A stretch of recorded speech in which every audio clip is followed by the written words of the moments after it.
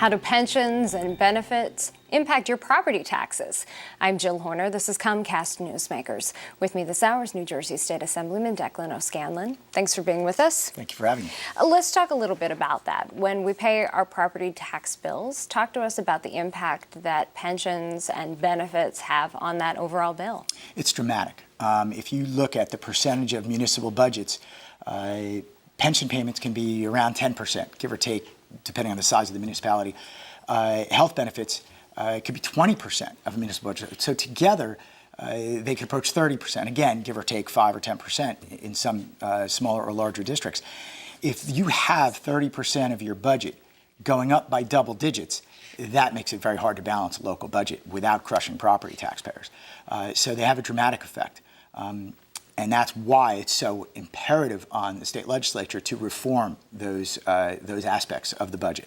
And we have some real, genuine reforms on the table, substantive ones that would solve the problem going forward. And a number of reforms are out there at this point being discussed. There's the governor's plan. There are plans coming out of the Senate at this point. Let's talk a little bit about where we are, and we'll talk in different categories because there's pension reform and benefit reform. Let's start with benefits. And we started out there pretty far apart. The governor's proposal, I'm the prime sponsor of that bill, was very comprehensive. And we had actuarial data. It's not hard to figure out where we are now and where we need to go, and they look at a 30-year window. We're at a 52% or so funding level now. You need to get somewhere north of 80, 85%. With our reforms, assuming reasonable growth in investments, we were getting up 85 or just north of that in funding 30 years from now.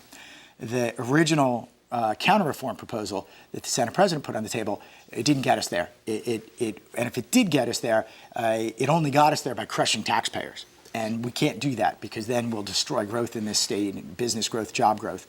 But we have since, I think, started to come together. That has been very refreshing to see. The leadership of the Senate and the administration, I think, as we've seen throughout this process, has gotten some good reviews in the newspapers as having started to really have substantive discussion. So I credit both sides there with being courageous.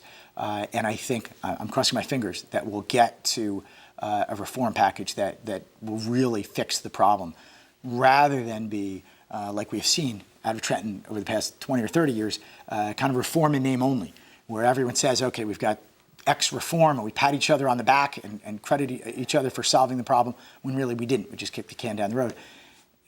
My name won't be on a bill that doesn't actually solve the problem. I think we can get there. So that's on the benefit side. Let's talk a little bit about pensions and where you are at this point. Well, that was pension. So health benefits is the other Where aspect. do you stand at this point? Because has there been movement there, or are you still further apart? I believe there hasn't, to be fair. There's a lot of discussions, as we all have heard, going on. The health benefits reform was different than pensions, as we were very far apart in the concepts to begin with, and I think I've had to do a lot of work, bring folks together. And health benefits started with a much more substantive proposal counter-proposal from Democrat Senate leadership. We haven't seen a lot of proactive action out of the Assembly leadership. I am hoping that they will be at the table and will really get this done rather than be obstructionists here. That is a hope of mine. I'm encouraging them every day to be there. But health benefits started closer together, so it was a slightly different approach. It's a matter of what percentage of health benefits are people going to pay ultimately? Are we going to graduate it, et cetera? We have to get to the point where it's affordable to taxpayers and you have still have good benefits delivered to our workers. And it's also affordable to workers. So we need to get there. But we are in striking distance of solving both of these issues. You add that into the reforms we've already gotten done, controlling labor costs, and it really is a dramatic change, revolutionary change in government in New Jersey. Thank you very much. Thank you. We've been talking with New Jersey State Assemblyman Declan O'Scanlan. I'm Jill Horner.